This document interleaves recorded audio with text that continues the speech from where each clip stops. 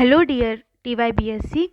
So we are learning the adaptive immunity and we have completed with the point which was activation of the B cell and differentiation of the B cell using the cytokines. Now here we are going to see the new point which is super antigen.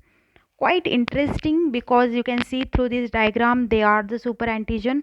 Don't get them in a positive way because they are not useful to our body. They are very harmful components. ये अपने body के नहीं होते, ये actually antigen है. उनको super antigen क्यों बोला जाता है? बिकॉज वो हाइपर इम्यून रिस्पॉन्स जनरेट करते हैं जो हमारे लिए अच्छा नहीं है. It is not good, it is toxic.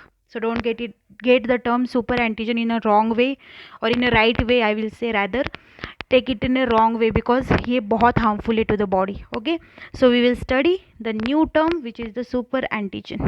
Invisible yet invincible, that means they have that ability कि वो immune response को बहुत ज़्यादा अमाउंट में प्रोड्यूस करें. तो जनरली सुपर एंटीजन क्या होते हैं? Generally super antigen are the class of the antigen that causes the non-specific activation which further causes the polyclonal activation of the T cell and cytokine release. मतलब जो antigen जो भी हमने MHC का activation देखा था ना, एक्सोजेनियस एंडोजेनियस, तो उसमें क्या होता है? स्पेसिफिक होता है. मतलब एक्सोजेनियस एंटीजन हो तो ये वाला पाथवे होगा, एंडोजेनियस एंटीजन हो तो वो वाला पाथवे, MSC2 वाला पाथवे होगा. तो यहाँ पे ऐसा कुछ नहीं है. इनको कुछ पाथवे वगैरह की ज़रूरत नहीं पड़ती. ये सीधा जाके टी सेल से बाइंड होती है. उनको कोई ज़रूरत नहीं है to even get this phagocytosis process. Peptide का ये करो, लाइसिस करो, देन उसको एमएससी के थ्रू प्रेजेंट करो. ये कुछ नहीं करती. ये जानबूझ के ट्रिक करती है. बैक्टीरिया जो पैथोजेंस होती है ना, ये ट्रिक यूज़ करती है. ये क्या करती है? अभी मैं सिंपल लैंग्वेज में बताती हूँ. जनरली क्या होता है, हमारी बॉडी में देयर इज़ अ मैकेनिज़्म कि एक्सोजेनियस एंटीजन हो तो भी और एंडोजेनियस एंटीजन हो तो भी ये फैगोसाइटोसिस किया जाता है. सेल का प्रोटीन का लाइसिस करके पेप्टाइड एक्सप्रेस किया जाता है. बहुत नॉर्मल पाथवे. बट ये जो सुपर एंटीजन है, ये टाइप के ऐसे एंटीजन है, ये एंटीजन्स की जो हमारे नहीं है अपने. They are of the bacteria only. I will use the different colour. Okay, so this antigens are not of our body. वो रिलीज करते हैं बैक्टीरिया. वो नॉर्मल एंटीजन से इसलिए परे है बिकॉज ये कुछ प्रोसेस नहीं होते. मतलब ये हमारे बॉडी में डिटेक्ट नहीं होते. ये जानबूझ के हमारे बॉडी में सीक्रेट किए जाते हैं. ये एंडोटॉक्सिन्स होते हैं actually. They are the endotoxins. Okay, they are not of our body. वो एंडोटॉक्सिन्स है एंड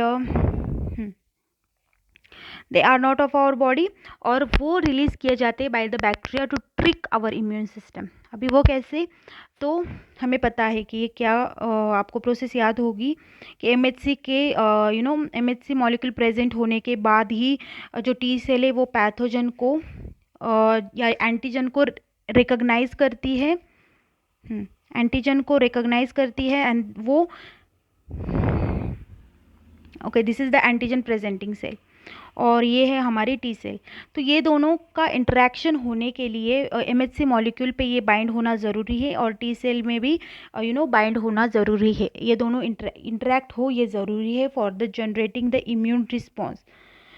अभी यहाँ पे क्या होता है in the case of super antigen? क्या होता है? ये क्या करती है सुपर एंटीजन? वो डायरेक्टली इन दोनों सेल को क्लोज प्रॉक्सिमिटी में लाती है और दोनों रिसेप्टर्स को जाके बाइंड होती है. मतलब ये कुछ भी नहीं करती. लाइक एनगल्फमेंट नहीं होगी इसकी, इसका फैगोसाइटोसिस नहीं होगा, देन वो एक्सप्रेस ऐसा नहीं होगा. ये डायरेक्टली दोनों के बीच में like T cell B cell को क्लोज प्रॉक्सिमिटी में लाती है. वो कैसे? कि वो उसमें एक एबिलिटी रहती है. टी सेल का एक रिसेप्टर होता है, टी सेल रिसेप्टर. उसका जो बीटा जो डोमेन है, बीटा डोमेन, ये उस पे जाके बाइंड होती है टी सेल के. अभी डोमेन्स ऐसे होते हैं लाइक एक चेन के जैसे एक्ट करते, वो ऐसे प्रेजेंट होते रिसेप्टर. ऐसे सीधे रिसेप्टर्स नहीं होते. This is suppose alpha domain, this is beta domain. तो ये एक डोमेन पे जाके बाइंड होता है. ये इसके लिए स्पेसिफिक होता है. तो ये क्या करेगा फिर? ये जो सुपर एंटीजन है, mister super antigen, it will be binding to the it will bind to the T cell indirect, in non specifically, मतलब ये कुछ ऐसा रिसेप्टर उसी को बाइंड करेगा ऐसा नहीं, वो इनडायरेक्टली बाइंड करते हैं, नॉन स्पेसिफिकली बाइंड करता है।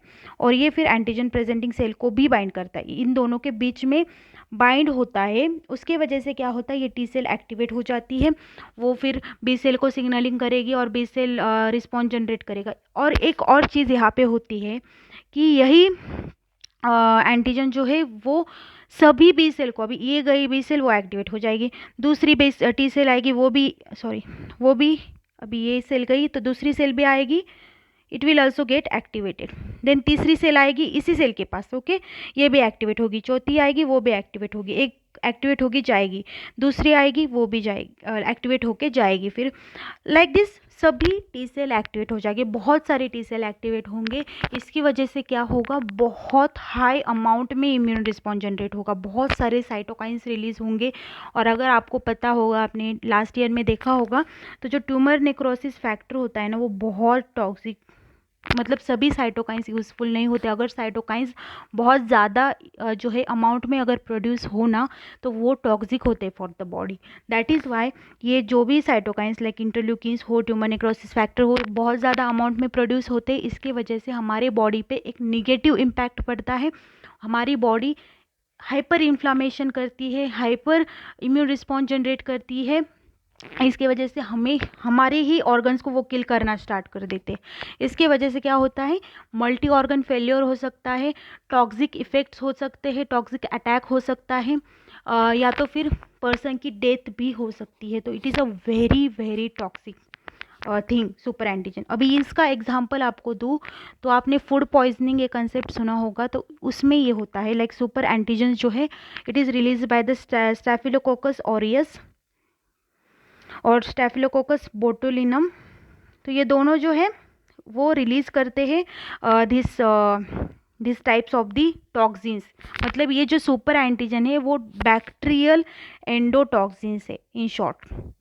और वो एंडोटॉक्सिन क्या होते हैं, हमारे इम्यून सिस्टम को बेवकूफ़ बनाती है। वो क्या करती है, वो जाके टी सेल और बी सेल को, not T cell B cell, वो टी सेल और एंटीजन प्रेजेंटिंग सेल को ट्रिक करती है और एक्टिवेट हो जाती है। मतलब उस कुछ प्रोसेसेस नहीं करती, बस उनको ये दिखाती कि वो एंटीजन प्रोसेस हो चुके हैं, जाके सरफेस पे डायरेक्टली बाइंड हो जाती है। ऐसा दिखाती है कि उन्होंने प्रोसेस किया है, बट वो प्रोसेस नहीं करती, डायरेक्टली जाके बाइंड करती है।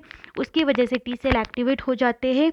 टी सेल एक्टिवेट होने की वजह से बहुत, और ये एक टी सेल एक्टिवेट नहीं होता, ये टी सेल एक्टिवेट हो गई तो उसकी जगह दूसरी आती, वो भी एक्टिवेट हो जाती, वो एक्टिवेट होके जाती है फिर बी सेल के पास, तीसरी आती वो भी एक्टिवेट हो जाती, मतलब बहुत देर तक वो रहता है एंडोटॉक्सिन वहाँ पे। सो इसकी वजह से बहुत सुपर इम्यून रिस्पॉन्स जनरेट होता है। इसकी वजह से they are called as the super antigen. Remember this thing कि वो non specific immune response generate करते हैं, मतलब कि इनके लिए कुछ प्रोसेसिंग नहीं होती, डायरेक्टली नॉन स्पेसिफिकली उनका रिसेप्टर नहीं होता, वो फिर भी वो वहाँ पे जाके बाइंड होती है दोनों सेल के बीच में और दोनों को एक्टिवेट कर देती है और साइटोकाइन रिलीज कर देती है। तो यही होता है द सुपर एंटीजन। तो वो immune response generally normal antigen say about 0.25% जो है टी सेल को एक्टिवेट करती है। You can imagine how much hyper response it can generate. So this is about the super antigens. So you can see here super antigens directly जाके जो है beta and MHC के बीच में जाके, यहाँ पे यू कैन सी, सॉरी, सो यहाँ पे यू कैन सी, यहाँ पे MHC और बीटा चेन को जो हमारे टी सेल रिसेप्टर्स है उस पे जाके सुपर एंटीजन्स बाइंड होते हैं और इसकी वजह से इम्यून रिस्पॉन्स जनरेट होता है। Now other than that super antigens जो होते हैं they are produced by the bacteria only intracellularly, और उनको एक्स्ट्रा सेलुलर टॉक्सिन भी बोला जाता है। वो रिलीज़ करते हैं जब वो बॉडी में इन्फेक्ट करते हैं।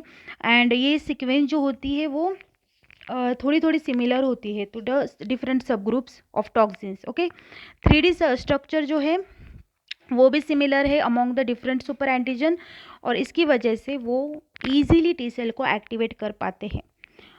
वो बस एक ही डोमेन पे बाइंड होते हैं, पूरे के पूरे टी सेल रिसेप्टर पे वो बाइंड नहीं हो पाते, वो बस टी सेल रिसेप्टर के जो है एक ही डोमेन पे बाइंड होते हैं, that is the beta domain, जो मैंने आपको बताया था, शायद मैंने अल्फा नहीं बीटा ही बताया था। बीटा डोमेन पे इट गेट्स बाइंड और इसकी वजह से वो बी सेल को एक्टिवेट करते हैं और वो सिग्नलिंग एक्टिवेशन हो जाता है और उसकी वजह से they generate the immune response. यहाँ पे you can see tumour necrosis alpha जो है वो cytokines, this cytokines are the one जो इम्यून रिस्पॉन्स हाइपर जनरेट करते।